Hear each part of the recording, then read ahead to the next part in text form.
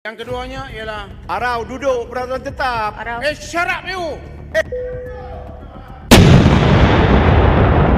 Cuma tadi Perdana Menteri saya nampak agak hambar membuat ucapan tadi, mungkin letihkah dan sebagainya, tetapi saya percaya sebab timbalan Perdana Menteri tidak ada bersama dan Menteri Ekonomi pun tak ada, jadi nampak macam lesu sikit ya.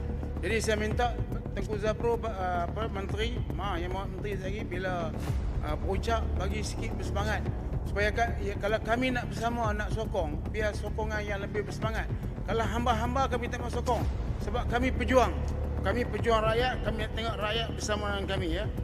Jadi yang pertama sekali seperti yang Itu yang kalah dekat air kuning tu. Jangan Itu yang kandang. kalah dekat air kuning tu. Ulu Saya langat. minta jangan lepas kandang.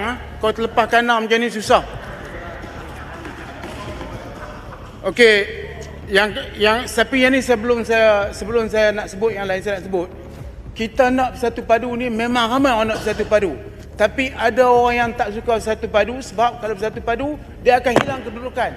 Jadi ada orang yang kita cuba bercakap baik pun dia cuba menggila-gila kacau kita. Tak boleh buat macam tu. Saya tak benarkan.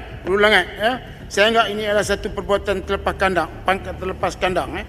Okey, Yang Berhormat, semasa Yang Berhormat berunding baru-baru ini, seperti macam telah sebutkan, apakah kita mendapat khidmat runding daripada BCG ya? Kalau Yang Berhormat dapat khidmat runding daripada BCG, ini adalah sesuatu yang cukup tidak bagus.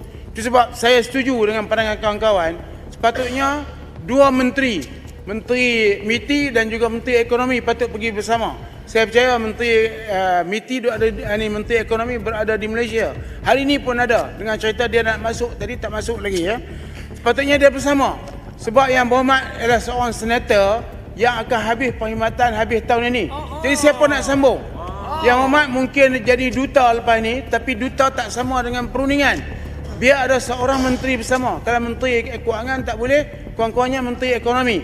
Yang saya sebenarnya rindu kepada formula dia. Mungkin ada formula baru yang boleh diperkenalkan untuk kita dengar dan perbincangan bersama. Hal ini penting Yang Berhormat. Next week Speaker. mesti dapat Peraturan tetap. mesti dapatkan Speaker, peraturan tetap. Duduk Arau. Ya. 36-6.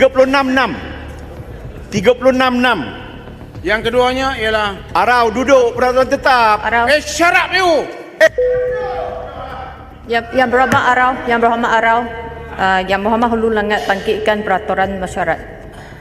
Ya. Peraturan mesyuarat yang mana? Tunggu. Ya. Seseorang ahli tidak boleh mengeluarkan setakat